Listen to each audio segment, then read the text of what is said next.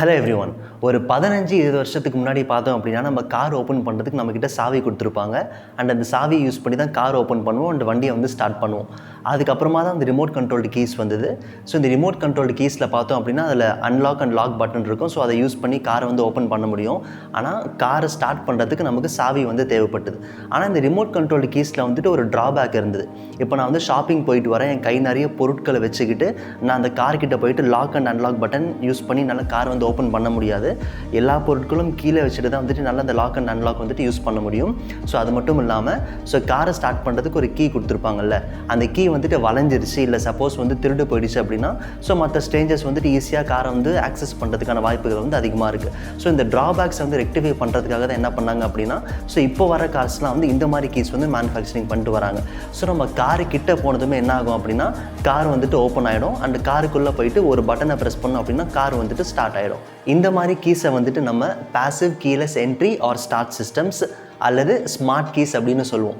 So இந்த மாதிரி சாவியை உபயோகப்படுத்துறதுனால என்ன ஆகுது அப்படின்னா இப்போ சமீப காலமாக அதிகப்படியான கார் திருட்டு போகுது.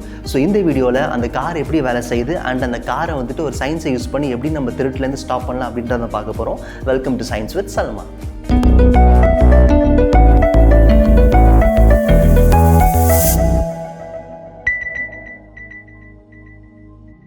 இந்த காருடைய மேனுஃபேக்சரிங் ஏற்ற மாதிரி இந்த ஸ்மார்ட் கீஸுடைய ஒர்க்கிங் வேறுபடும்.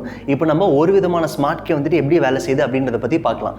ஸோ இந்த காரை பார்த்தீங்க அப்படின்னா எப்போவுமே ஒரு விதமான லோ ஃப்ரீக்வன்சி சிக்னலை ஜென்ரேட் பண்ணிக்கிட்டே இருக்கும். இந்த ஸ்மார்ட் கீ அந்த லோ ஃப்ரீக்வன்சி கிட்ட போயிடுச்சு அப்படின்னா இந்த கீ ஒரு விதமான கோடை ஜென்ரேட் பண்ணும். அண்ட் அந்த கோடை கார் ரிசீவ் பண்ணிவிட்டு காரை அன்லாக் பண்ணி விட்டுடும். நம்ம காருக்குள்ளே போயிட்டு காரை ப்ரெஸ் பண்ணி we can drive the car.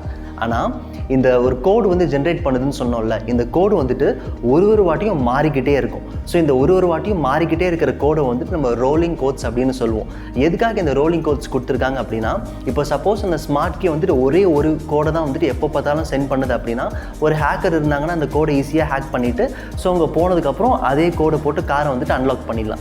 So அதுக்காக தான் இந்த ரோலிங் கோடு சிஸ்டத்தை கொண்டு வந்தாங்க. ஸோ இவ்வளோ செக்யூர்டாக ஒரு சிஸ்டத்தை யோசிச்சிருக்காங்களே இப்போவும் கார் திருட்டு போகுது அப்படின்னா ஆமாம், நம்ம எப்போவுமே பெருசாக யோசிச்சு தான் ஒரு ப்ராடக்ட்டை டிசைன் பண்ணுவோம்.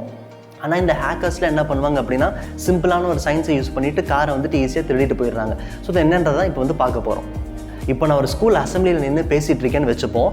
நான் மைக் இல்லாமல் பேசினேன் அப்படின்னா கிட்ட இருக்கிறவங்களுக்கு மட்டும் தான் கேட்கும், தூரமாக இருக்கிறவங்களுக்கு சுத்தமாக கேட்காது. அப்போ நான் மைக் யூஸ் பண்ணி பேசினேன் அப்படின்னா நான் பேசுகிறத அப்படியே ஆம்ப்ளிஃபயருக்கு கொடுத்து ஆம்ப்ளிஃபயர் ஆம்ப்ளிஃபை பண்ணி கொடுக்கும். ஸோ இதனால் தூரமாக இருக்கிறவங்களுக்கும் நான் என்ன பேச வரேன்றது புரியும். இந்த கான்செப்ட் தான் இந்த ஹேக்கர்ஸ்லாம் யூஸ் பண்ணுறாங்க. ஸோ ஹேக்கர்ஸ் என்ன யூஸ் பண்ணுவாங்க அப்படின்னா 2 டிவைஸ் வச்சுருப்பாங்க. டிவைஸ் 1 அவங்க கார் பக்கத்தில் வச்சுருப்பாங்க. அண்ட் டிவைஸ் 2 இன்னொருத்தர் வீட்டு பக்கத்தில் வச்சுருப்பார். இந்த கார் எப்போவுமே லோ ஃப்ரீக்வன்சி சிக்னல் ஜென்ரேட் பண்ணணும்னு சொன்னால, இந்த லோ ஃப்ரீக்வன்சி சிக்னலை இந்த டிவைஸ் ரிசீவ் பண்ணிவிட்டு அதை ஹை ஃப்ரீக்வன்சியாக மாற்றி கொடுக்கும். ஸோ தட் அந்த ஆம்ப்ளிஃபயர் மாதிரி ரொம்ப தூரத்துக்கு போகிற மாதிரி இப்போது இந்த ஹை ஃப்ரீக்வன்சி சிக்னலை இந்த டிவைஸ் 2 ரிசீவ் பண்ணிவிட்டு அதை லோ ஃப்ரீக்வன்சி அதாவது கார் ஜென்ரேட் பண்ணுற லோ ஃப்ரீக்வன்சியாக கன்வெர்ட் பண்ணி கொடுக்கும்.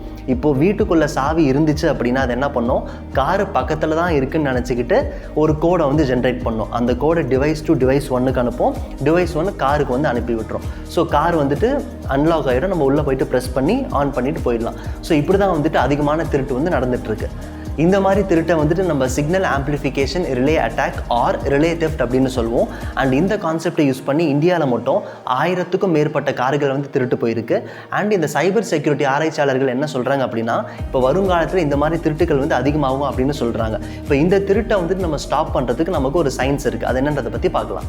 இந்த மாதிரி கூண்டுக்குள்ள ஒரு மனுஷன் நின்றுட்டு இருப்பாரு. அண்ட் அந்த கூண்டு மேலே நம்ம எலக்ட்ரிக்கல் சிக்னல் அப்ளை பண்ணோம் அப்படின்னா அந்த மனுஷனுக்கு ஒன்றுமே ஆகாது. ஸோ இந்த மாதிரி வீடியோஸ் பார்த்துருப்போம். அது மட்டும் இல்லாமல் லிஃப்ட்டில் பார்த்தோம் அப்படின்னா நிறைய வாட்டி நமக்கு இந்த மொபைல் சிக்னல் கிடைச்சிருக்காது.